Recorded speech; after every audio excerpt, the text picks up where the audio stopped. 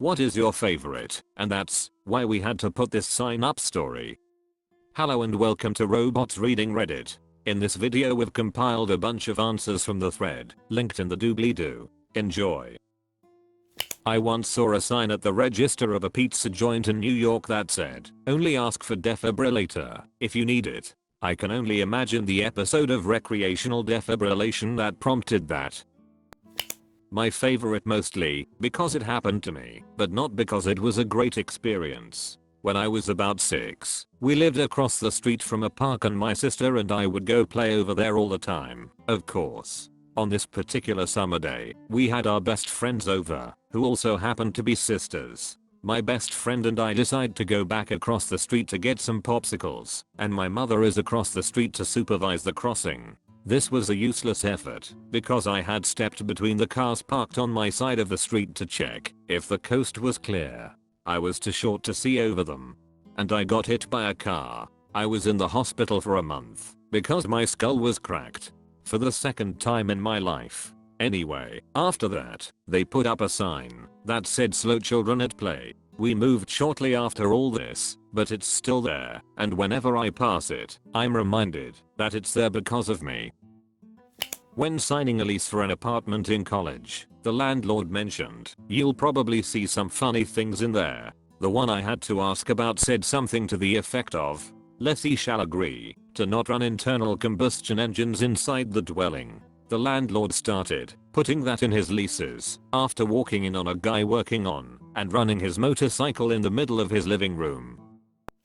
On holiday in Tenerife, my dad took me to a park thing where you could feed these little spider monkeys. Well, this monkey was chilling on my dad's shoulder and suddenly I hear him yell and the monkey just goes flying up to the top of a tree. Well, it turned out my dad had a mole on his neck, like quite a big raised one, and this monkey had bitten it clean off. Like it was sat in the top of its tree just chewing it like gum. Went back the next year, and they had a badly hand-drawn sign of man with a big mole on his neck saying, "Danger" or something like that. They remembered my dad from the year before, and made him take photos with the sign and everything. My dad's mole is a reason they had to put up that sign.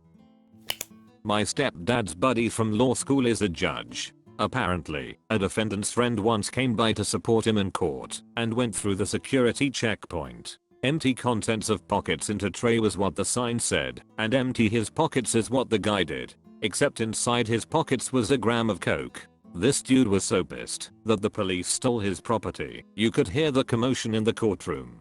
To the PD's dismay, the judge insisted that one of the signs saying "No drugs, alcohol, concealed weapons, etc. beyond this point" be placed right in front of the checkpoint. Apparently this happened every once in a while, and why ruin the fun? Said judge is quietly libertarian and doesn't believe in non-violent drug crime, so he didn't want it happening if he could help it. Cool guy. Big Zeppelin fan. I think that judge might be a bit too chill. If people are dumb enough to toss up drugs into a tray at the courthouse, they sort of deserve to be arrested. Also, that username is a solid 10 out of 10. When I worked the dairy section at a local grocery chain, I was having constant issues with customer service returning frozen goods, pizza, meals, ice cream, etc. to the dairy cooler, causing items, especially ice cream, to melt and make taking care of damages/donations an absolute pain cause it would drain over everything underneath it. No matter how many times I asked service managers to talk to their employees or staff returning product, it was still an issue. First I put a sign over the damages to try to get their attention. So I put a second one at eye level on the door and that solved 90% of the issues. But one day, I came back from break to find 2 cartons of ice cream on top of my damages, literally inches below my second sign. Worst part was, had they been placed there at a different time, one was completely torn open and would have leaked half a gallon over my damages, making an utterly shitty mess for me to clean up. I've since changed positions, but both signs are still on the door and in the cooler, just because people are too lazy to walk 10 feet to open the freezer door, or too stupid to realize frozen goods melt in a dairy cooler. So my family goes camping for 2 weeks every year. One year when I was young there was a sign that said all dogs must have leashes, and it had an image of a dog on a leash with no one holding the leash. Keep this in mind. We are setting up camp and the forest ranger stops by and our dogs are walking around freely, not causing any issues, just sniffing around as dogs do. The ranger goes up to my mom and says, "Your dogs need to be on leashes." To which my mom points out, "They are wearing leashes." She calls them over, and the leashes are hooked on but no one is holding them. The ranger is dumbfounded and says, "I think you're supposed to be holding it." She plays dumb and says, "Oh well, the sign didn't say or show that." My mother is a college educated woman. She isn't dumb by any means. She knew what she was doing and did it anyways because it was funny. The ranger leaves and we don't hear anything else. Fast forward to the next year. The sign was updated and had someone holding the leash of the dog this time. Lawyered. There's a sign at near a deer park which says, "Please be careful a deer doesn't eat your ticket as they cannot be reissued or reimbursed. The ticket is for the travel and access to the park." My partner had just read the sign a few minutes earlier when a deer came along and ate her ticket out of her hand. Did.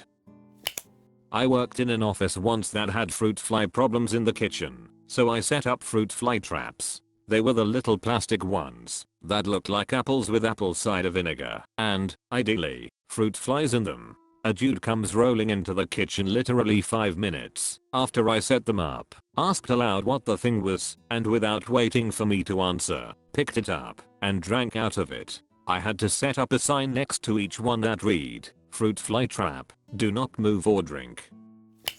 Not me but my GF's tale. She works in an art supply store, and one of the walls is filled with all types of fancy paint brushes. One day this lady came in and spent a bit of time looking, so my GF's co-worker didn't pay her any mind while she worked at the till. At some point she looked up to see this woman sticking the entire bristle end of the brush into her mouth, sucking it and then feeling it in her hands. Worker asked what she was doing, and the lady informed her she wanted to know what they were like when wet, and had apparently done this to quite a few brushes already before she was caught. Paintbrush wall now has multiple signs telling people not to stick them in their mouths. I work at Dunkin' Donuts and we would notice every morning that our dumpster had been searched through and picked over by someone. Eventually someone told me that a homeless man had been doing this for food. I felt sorry for the man and put up a sign by the dumpster that read, "Attention, under no circumstances should anyone steal trash from the dumpster. Instead come inside for coffee and a donut on the house."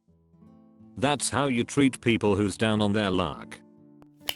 I was a contractor for a manufacturing plant featuring a dozen high-speed robots, overhead cranes moving thousands of pounds of materials, and an oven constantly cranking out 1,000-degree heat. After a couple months without a visit I noticed that the usual safety gear must be worn beyond this point. Signs on every entry to the plant had vanished, and 3 signs had replaced it. All required safety gear must be worn beyond this point. Employees only, and the strange one, no children under 16 permitted. Seems one of the owner's children, a boy of about 9, had wandered out onto the plant and gotten hurt. It wasn't anything bad. He just fell and bumped his head, but it was bad enough to require a doctor visit. The doctor informed the health insurance company where it happened, who called their commercial liability insurer, who flipped out that there was an unsupervised child in a dangerous area. There was some kerfuffle about the kid technically owning 10% of the company through a trust and was being allowed there, but in the end signs went up. Same place also had a sign showing a robot arm waving a dismembered human hand, complete with Photoshop red blood splatter, and the words "I do not shake hands" in English, German, and Japanese. One of the operators had knocked it up after 2 individuals on a plant tour moved a safety chain, and then tried very hard to shake hands with an idle Fanuc arm, forcing him to recalibrate it. Humans are so easily dismembered by robot kind. I still don't understand why we haven't gone ahead with the plans. You're all welcome, and forget I said anything. Well, we have an old air-powered nail gun that we use to build wooden fencing at my grandparents' place. Well, there's a piece of bright white masking tape on the top that reads, "Do not shoot like a pistol." And here's the story. So my brother found the nail gun when we were younger and thought it would be cool to hold back the safety and shoot it like a handgun. Well, as he's holding the safety back with 2 fingers, he decides to try and double tap at the block of wood he was shooting at. Well, first nail whacked the wood and the second got shot through his hand. Luckily the nail missed most of the bones and tendons, but he still had a 3-inch piece of lead sticking through his hand. And that's why we have that sign. I just remembered why we haven't gone ahead with the plan. You guys are basically sieging yourselves out of existence already. If we just chill for a few more decades, we can just move into completed cities without having to shake hands. At the store I work at, customers kept shitting on the walls in the restroom. So we had to put up a sign. It goes something like this: to whoever keeps destroying this bathroom, go see a doctor, or maybe an exorcist, or go shit in the field with all the other buffalo. Was chatting with students in the lounge area when all of a sudden, we hear an incredibly loud bang. Turns out that another new student had been texting while walking to our center's demo room and totally missed the fact that the room's walls are all panes of glass, so she ultimately face planted in front of me and my group. Not the first time this has happened, but this was enough to warrant a "Caution, glass ahead" sign. I know this post isn't exactly an answer to the question, but it is a really good post, so I'm going to add it anyway. From my father. He was eating at a seafood restaurant and had to pee. There was a sign on the door to the bathroom that said something like, "If you ate this dish, then wash your hands before using the bathroom." My father, being male and my father, laughed it off and stepped inside to use the urinal. There was a moment when he was peeing and was fine. Then there was the moment when he felt like his dick was on fire. So he ran to the sinks and started splashing water on his junk, which also splashed his face, so he, in a very Home Alone style, grabbed his face in an "oh my god" fashion, which then started to burn his eyes. So he was there for a very long time splashing water up and down trying to control the burn. Eventually he returned to the table, paid, and left. Obviously there was a reason why the sign existed, and he was just an extension of it. Through my cousin who managed a restaurant for years. On the hostess stand at the front they had a sign that said, "We smoke our meats with premium apple wood." A small bowl of the wood chips they used placed right in front of it. The amount of people who would take a wood chip and try to eat it was staggering. It got to the point they had to keep a bag of the wood chips in the cabinet of the hostess stand. People would sometimes put them in their mouth and spit it out embarrassed and try to cover it up. Some would laugh and say, "I shouldn't have had that last drink." Others would turn around, double down, and try to give the saliva-covered chip to the hostess and complain that these mints are disgusting. So there is now another sign beside the bowl that says, "Wood chips do not eat," in red letters. Makes for fun conversation every night for the hostesses seating people who are new to the restaurant. Unfortunately they still need to keep an extra bag of wood chips in the stand and people still think they look like a great after dinner snack. Now when the double downers complain, the hostess just points to the sign and laughs. People never cease to amaze.